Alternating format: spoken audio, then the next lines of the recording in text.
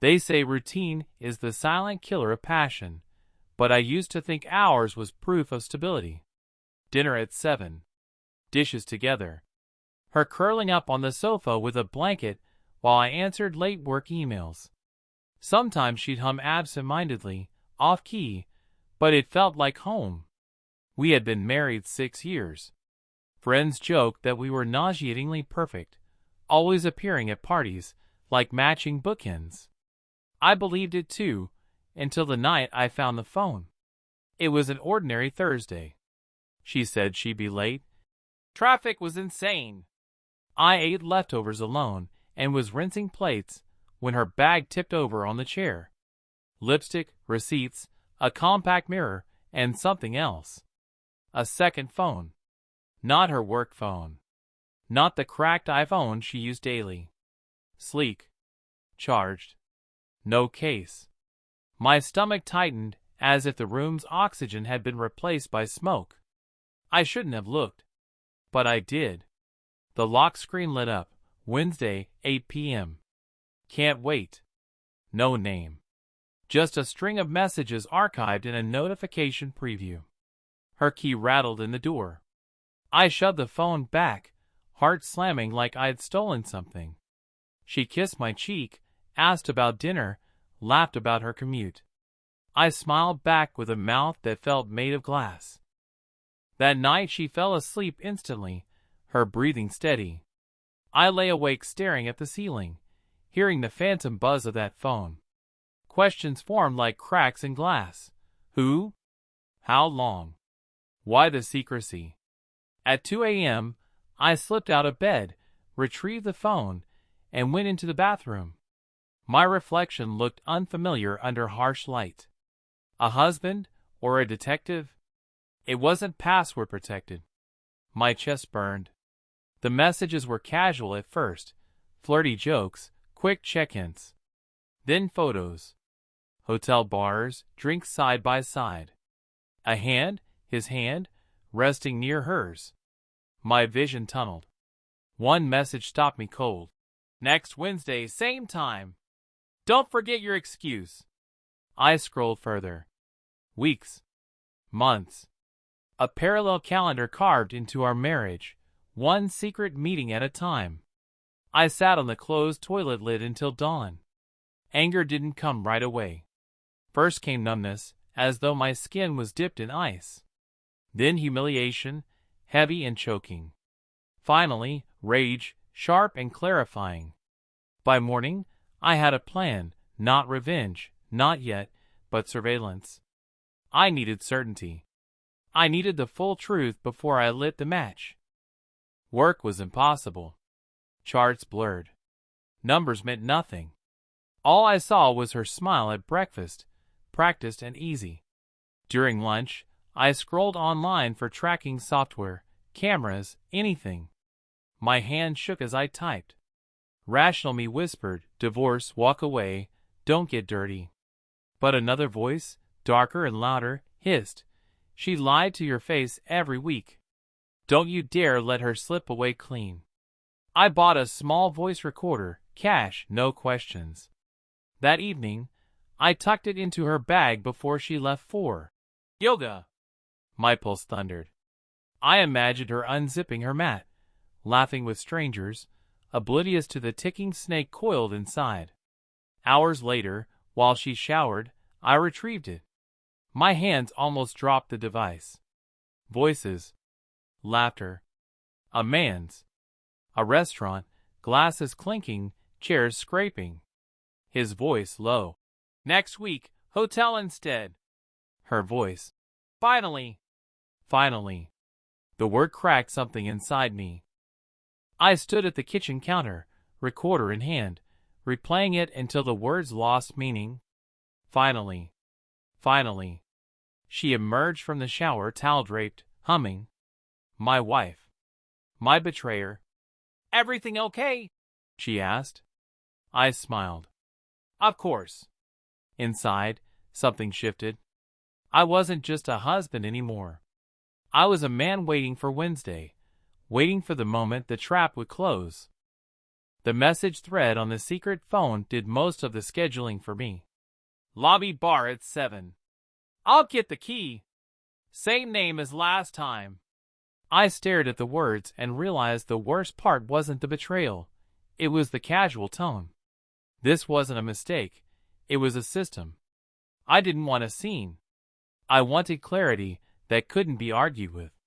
So I spent Monday and Tuesday doing something that felt both tactical and humiliating: logistics. I called the hotel, reserved a room on the same floor under my own name, and asked, politely, calmly, if security could escort me to the hallway at a specific time for a domestic safety concern. I brought printed copies of the marriage certificate and my ID, and I did not shake while I explained the situation to a manager who had seen worse. He nodded with that careful hospitality face and said, "We can keep you safe, sir. We can't stop her from leaving." I didn't want to stop her. I wanted to remove my doubt like a splinter. I also sent a message from the secret phone to a number labeled simply R, his wife. As it turned out, weeks of messages used a tone that belonged to intimacy, but every now and then there was a neutral exchange with R about weekend plans and could you grab milk. I hesitated, palms sweating at the ethics of pulling another stranger into this, but the recorder had caught a line I couldn't unknow. "He won't be home until late. She thinks I'm at yoga." That she was me. That he had a name and a home. I found R on social media in 3 minutes. Public profile, photos with him, a small child with his eyes. My hand trembled over the keyboard. Then I wrote the shortest message I could live with. "I'm sorry. I have reason to believe your husband is meeting my wife at the Lark Hotel on Wednesday at 7 p.m. If you come to the lobby bar, you'll see. If I'm wrong, you'll never hear from me again." I attached a single blurred photo of their message thread, no faces, just dates and times, and hit send. She read it within a minute. No reply. By Wednesday, my body felt like it had been holding a plank for a week. I left work early, checked into the hotel, and stood in the quiet of room 814 with my heart ricocheting off my ribs. The carpet was aggressively neutral. The curtains made the skyline look like it had been ironed. I set my phone to Do Not Disturb and put the secret phone, powered on and face down, on the desk like a witness. At 6:55, I went down the service elevator and crossed into the lobby. The bar was a cathedral of reflections. Bottles backlit like stained glass, polished marble, a low murmur of softened voices. She arrived at 7:02, wearing the camel coat I bought, the one that had made her walk an inch taller. Her hair was perfect to the point that it made my throat ache. She scanned the room, he arrived behind her, and they fell into each other's orbit like gravity had a calendar. Again, no touch any jury could convict on. But the way her eyes warmed, there it was. The thing that used to be mine without asking.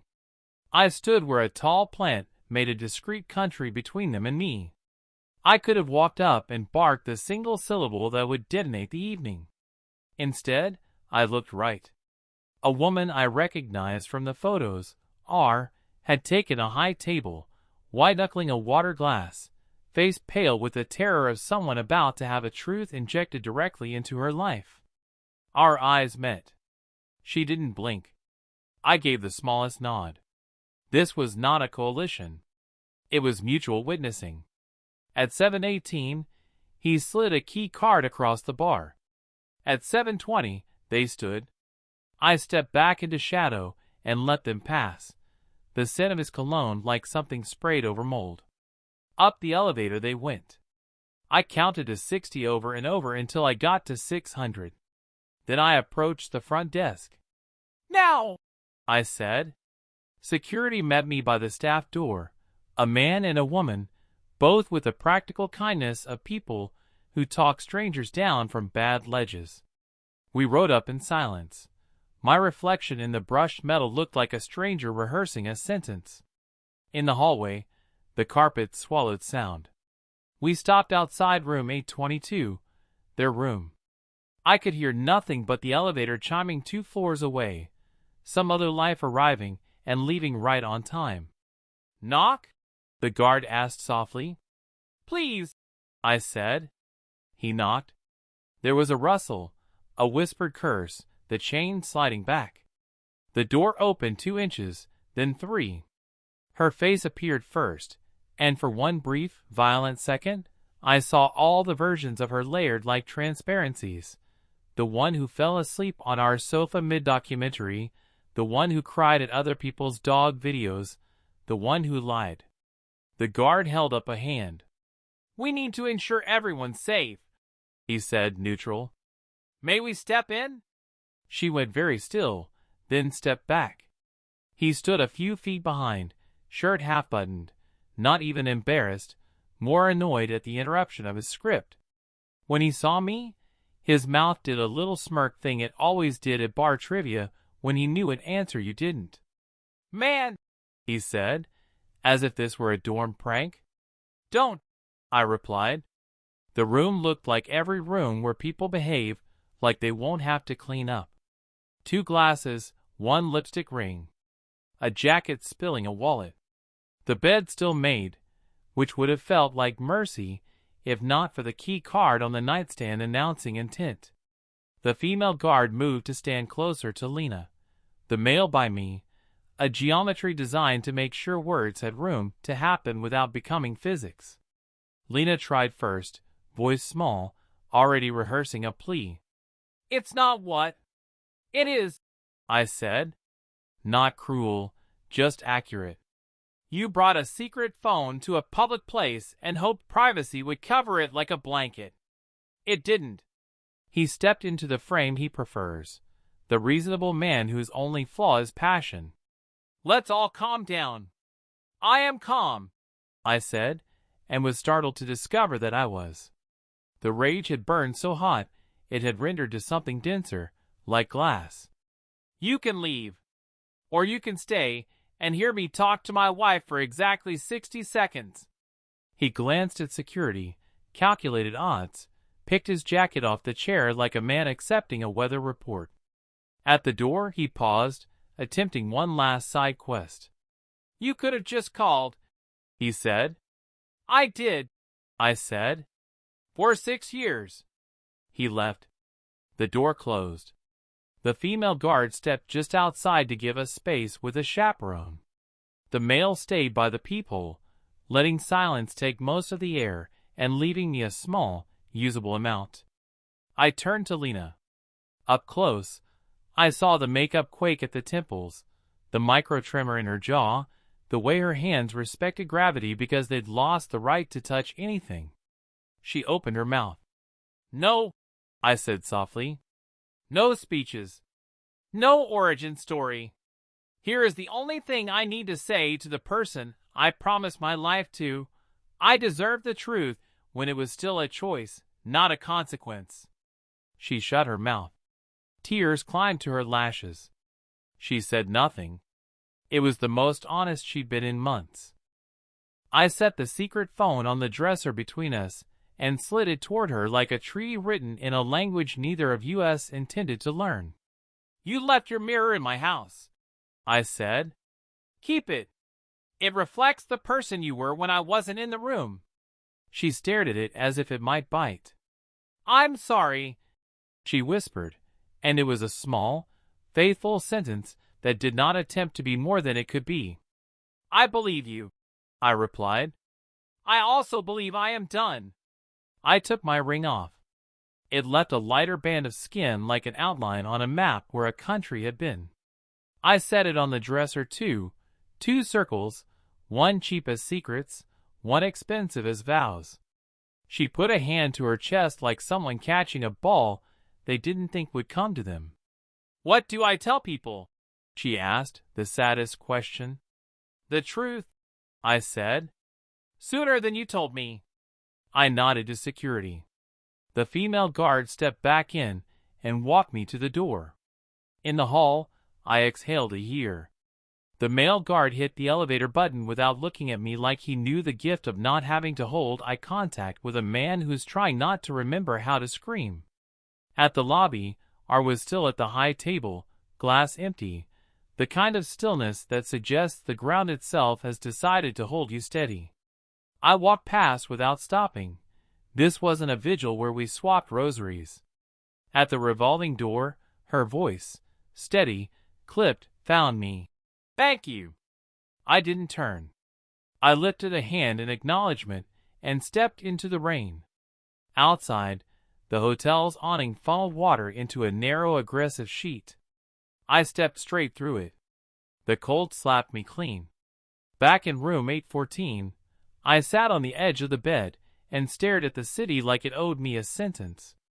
Then I did the thing my therapist, that I had started seeing in the secret between the discovering and the deciding, had taught me to do when big feelings tried to draft me into their play. I named 5 things I could see, 4 I could touch, 3 I could hear, 2 I could smell, 1 I could taste. The world narrowed from cinema to furniture. I booked a locksmith for Friday. I forwarded the paper trail to a private email. I texted my sister. "Done. Home by 10. She replied with a soup emoji and a skull, which in our family means I love you, eat the soup or else. Before I left, I opened the blinds all the way and stood in full view of the glass. The city didn't look back. Good. I was tired of mirrors. I checked out without looking at anyone long enough to turn into a conversation. In the taxi, my phone buzzed with 2 messages, one unknown, R. "I'm sorry you had to be brave. I'll handle the rest on my side." And one from a number I knew better than my own, Lena. "I'm going to my sister's. I'll coordinate to get my things. I won't contest. I'm sorry." I typed, "Keys with doorman," and set the phone down like a hot pan. The driver asked, "Rough night?" I looked at his eyes in the rear view, kind, curious, with the polite boundaries of a good driver in a big city, and said, "It's ending." He nodded like that was a universal, tax-deductible truth. The meter ticked. The lights changed. The city continued its relentless impersonation of normal. I didn't go straight home. I told the driver to drop me by the river. He pulled over near the pedestrian path, wished me luck with a sincerity that didn't feel like performance, and merged back into traffic. The rain had softened to a polite mist, the kind that makes every streetlight bloom a little. I walked until the hotel was a rumor, and the water was the only moving thing big enough to argue with my mind. The river doesn't care how neatly you planned your heartbreak. It just takes what the sky gives it and keeps going. My shoes got wet, I didn't. Somewhere behind me, a couple negotiated a fight in hushed, sharp syllables. Somewhere ahead, 2 teenagers laughed like the world had ended yesterday, but today came back with fries. A cyclist zipped by with a bell that sounded like a polite warning for a disaster that already happened. I sat on a bench under a street lamp whose halo tried its best. The air smelled like wet stone and iron and the day after something. I stared at the surface and watched the reflected buildings tremble without falling. My ring finger felt suddenly light in a way that was both grief and relief. I flexed it. It remembered its shape without its jewelry. My phone buzzed once more. "Maya, on my way. Back of the bench with the dumb bird sticker?" I smiled. Our shorthand was a raft. She arrived like weather you were promised. Hood up, hair damp, 2 paper cups in one hand and a bag in the other. She sat without a speech, handed me tea, and kicked my ankle lightly. "Tell me one true thing," she said. "I'm not angry," I answered, surprised. "Not the way I expected." "You burned it clean," she said. "Anger likes residue." We drank. The river sang its one-song. "You did the right thing telling R," she added. "You didn't make a spectacle. You made a ledger. There's a difference." "I dragged her into it," I said, the guilt late to the party but still eager. "Maybe she didn't want this. She wanted the truth," Maya said. "It hurts. It heals. That's its resume. I rested my head back against the cold of the bench. The mist had turned the skyline into a watercolor. Do you think I should have tried to fix it? She blew on her tea. You did. You tried talking. You tried dates. You tried to give her the chance to tell you before you stumbled on the stage directions. She chose the secret phone. Some choices delete other options. I nodded. Words of mass. The right ones make you less tired. We sat in the kind of silence that feels like a blanket. When my tea cooled, I opened the bag. Soup. Bread. Maya, patron saint of men too proud to admit they are hungry on their worst day. I ate and felt, for the first time in too long, full without being heavy. A gull landed on the rail in front of us and regarded me like a supervisor. I offered it nothing. It approved anyway and left. I'll come by tomorrow, Maya said when the cups were empty. We'll pack what needs packing and leave what needs leaving. I brought labels. You're not allowed to use the label maker. You name feelings better than kitchen items. Rude, I said. Accurate. She stood, tucked the cups into the bag so the wind wouldn't turn them into evidence, and touched my shoulder with 2 fingers. One more thing, she said. When you tell people, and you don't owe anyone a documentary, don't apologize for ending it. People confuse endurance with virtue. You chose boundaries over betrayal. That's not failure. That's literacy. I laughed. It escaped me like a sudden, honest cough. She left me with the bag and a kiss on the head she'd been doing since I was 9 and thought heartbreak was getting picked last. I stayed. The river kept its appointment with the ocean. Somewhere between breath and breath, I realized my plan had never really been revenge. There would be no dramatic post, no flaming of jobs, no spectacle at family dinners. What I had done was more selfish and more sustainable. I had returned my life to myself. I had insisted on light where secrecy tried to make a home. I had refused to be the only person in the room without a copy of the script. I took out my phone and opened the calendar. Every Wednesday at 7 p.m. was an open field now. I wrote a small recurring event and grinned at how ridiculous and perfect it looked. Do anything else. I set a reminder 10 minutes before, because sometimes grief loves to cosplay as tradition. On the way home, I texted her one last time. We won't contact each other again. I hope you find what you need. A minute later, 3 dots. Then, thank you for not making a show of it.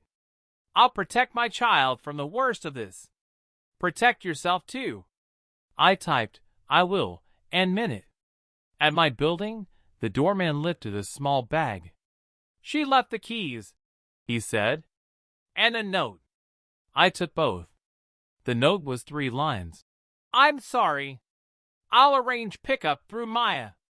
I hope one day you remember the good. I folded it once and slid it into the drawer where pens go to die. Some papers you keep not to reread, but to prove to yourself you lived.